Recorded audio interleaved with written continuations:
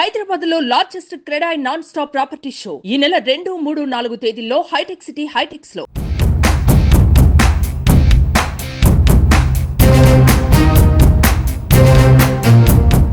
ఏపీలో వాలంటీర్ల వ్యవస్థ కొనసాగుతుందా లేదా అన్నది చాలా కాలంగా సస్పెన్స్ గా మారింది. వరుసగా 2వ నెలలోనూ పింఛన్ల పంపిణీకి వాలంటీర్లను ప్రభుత్వం దూరం పెట్టడంతో వీరి భవిష్యత్ ఏంటన్న ప్రశ్నలు తలెత్తుతున్నాయి. ప్రస్తుతం ఉన్న వాలంటీర్లను కొనసాగిస్తారా, లేదంటే కొత్త వారిని నియమిస్తారా? అసలు వీరి సేవలను ఎలా ఉపయోగించుకుంటారు? లేదంటే పరిమిత సంఖ్యలోనే వాలంటీర్లను తీసుకుంటారా? అసలు వాలంటీర్ల వ్యవస్థపై ఎప్పటికీ క్లారిటీ వస్తుంది?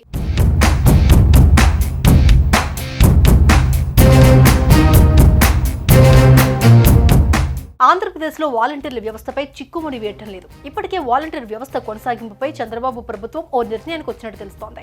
ప్రస్తుతం ఉన్న వ్యవస్థకు బదులుగా మరింత సమర్థవంతమైన పగడ్బందీగా వాలంటీర్ వ్యవస్థను తీర్చిదిద్దాలని సీఎం భావిస్తున్నట్లు సమాచారం. వాలంటీర్ల సేవలను ఎలా వినియోగించుకోవాలి అనే అంశంపై ఇప్పటికే సంబంధిత అధికారులను సీఎం చంద్రబాబు ఆదేశించినట్లు తెలుస్తోంది. అయితే ఈ నెల 7న జరిగే మంత్రివర్గ సమావేశంలో వాలంటీర్ల వ్యవస్థపై ఓ కీలక నిర్ణయం ప్రకటించనున్నట్లు సమాచారం.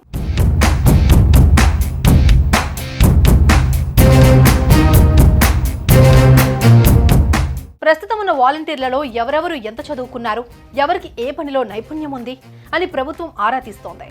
వాలంటీర్ పోస్టుకి విద్యార్హతగా 10వ తరగతి నిర్ణయించిన చాలా మంది డిగ్రీ, పీజీ చేసిన వారు, ఇంజనీరింగ్ గ్రాడ్యుయేట్లు కూడా వాలంటీర్లుగా సేవలు అందిస్తున్నట్లు ప్రభుత్వం గుర్తించింది. దీంతో వాలంటీర్లకు స్కిల్ డెవలప్మెంట్ ద్వారా సాంకేతిక పరిజ్ఞానంలో శిక్షణ ఇవ్వడం ద్వారా వారిలో కెపాసిటీ బిల్డప్ చేయాలని అధికార యంత్రాంగం భావిస్తోందట. ఇందులో భాగంగా వాలంటీర్ల విద్యార్హతలు, వయసులను సేకరిస్తోంది. ప్రస్తుతం ప్రభుత్వ లెక్కలో రాజీనామా చేసిన వాలంటీర్లు 1.09 లక్షలకు పైగా ఉండగా విధుల్లో ఉండే వాలంటీర్లు 1.53 లక్షల మంది వరకు ఉన్నట్లు అధికారులు తెలిపారు.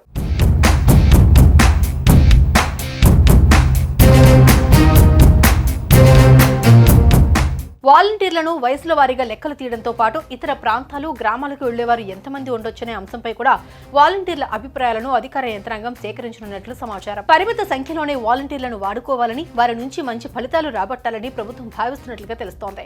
పెద్ద చదువులు చదివిన వారు కేవలం 5,000 రూపాయల వేతనానికి పరిమితం అవ్వడాన్ని ఇష్టపడని ప్రభుత్వం వారికి చదువులకు తగ్గ ఉద్యోగాలను చూపించాలని భావిస్తున్నట్లు తెలుస్తోంది.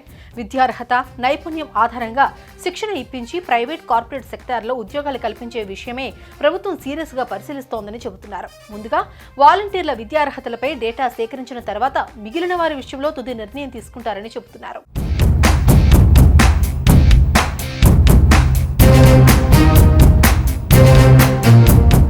గత వైసీపీ ప్రభుత్వం గ్రామ, వార్డు వాలంటీర్లను నియమించింది.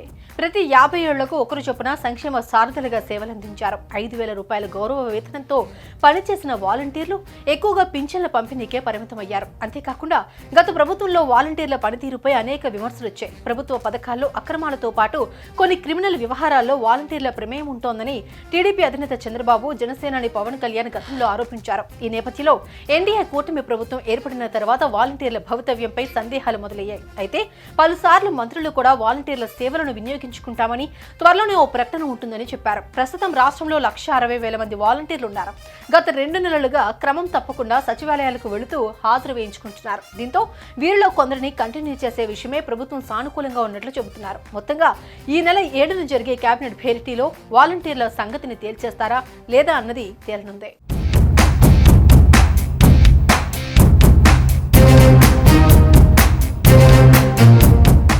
సుమన్ టీవీలో మీ పర్సనల్ అండ్ బిజినెస్ ప్రమోషన్స్ కోసం కింది నెంబర్కి కాంటాక్ట్ చేయండి.